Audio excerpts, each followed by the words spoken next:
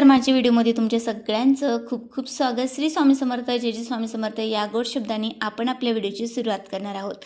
मकर संक्रांतीच्या दिवशी काय करावे, काय करू नये, संपूर्ण माहिती या व्हिडिओमध्ये आपण बघणार आहे, त्यामुळे व्हिडिओ शेवटपर्यंत नक्की बघा। सर्वात पहिले बघूया तर आता मकर संक्रांतीच्या दिवशी काय करावे। तर सगळ्यात पहिले म्हणजे सकाळी लवकर उठायचे आहे। सकाळी लवकर उठल्यानंतर आपल्याला सूर्यदेवाला जल अर्पण करायचं आहे। जल अर्पण करत असताना एका तांब्या भांड्यामध्ये तुम्हाला थोडेसे तीळ घालायचे आहेत आणि नंतर सूर्यदेवाला ते हळद कुंकू घालून अर्पण करायचं आहे।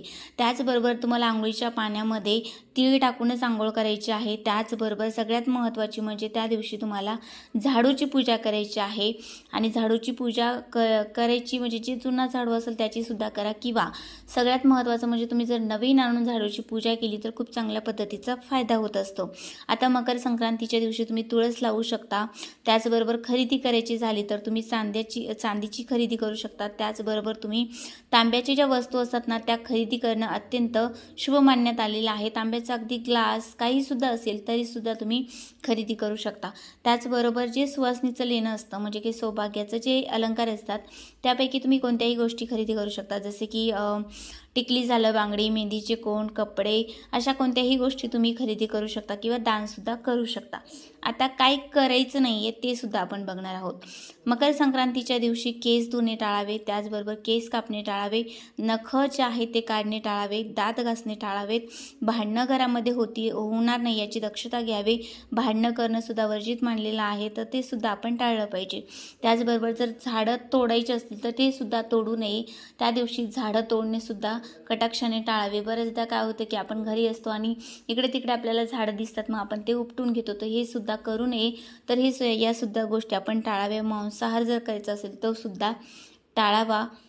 मकर संक्रांतीचा सण हा 30 दिवसाचा असतो। आदल्या दिवशी म्हणजे 13 जानेवारीला जे आहे भोगीचा दिवस असतो आणि नंतर जे आहे संक्रांत आणि नंतर कर असा 3 दिवसाचा हा सण असतो। आता भोगीची थोडक्यात माहिती बघणार आहोत आपण। पंचांगानुसार 13 जानेवारी 2026 तर यामध्ये 3:03 भोगी म्हणजे की संक्रांतीच्या आदल्या दिवशी सुरू होत असते।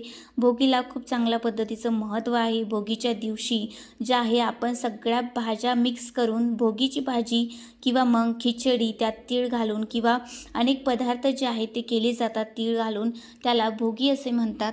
भोगीच्या भाजीला एवढं महत्त्वाचं काय आहे तर भोगीच्या भाजी म्हणजे कारण हिवाळा असतो, हिवाळ्यामध्ये गाजर, वांगी, तसंच पावटा, वटाणा, शेंगदाणे या सगळ्यांची मिक्स करून भाजी बनवली जाते आणि ती अत्यंत पौष्टिक असते आपल्या शरीरासाठी। वर्षभर आपल्याला कोणत्याही प्रकारचा आजार होऊ नये म्हणून भोगीची भाजी विशेषतः त्या दिवशी केली जाते। त्यामुळे भोगीची भाजी सुद्धा नक्की करा। तुम्हाला व्हिडिओ आवडला असेल तर लाईक, शेअर, सबस्क्राईब करा। परत भेटूया छोट्याशा व्हिडिओने। धन्यवाद।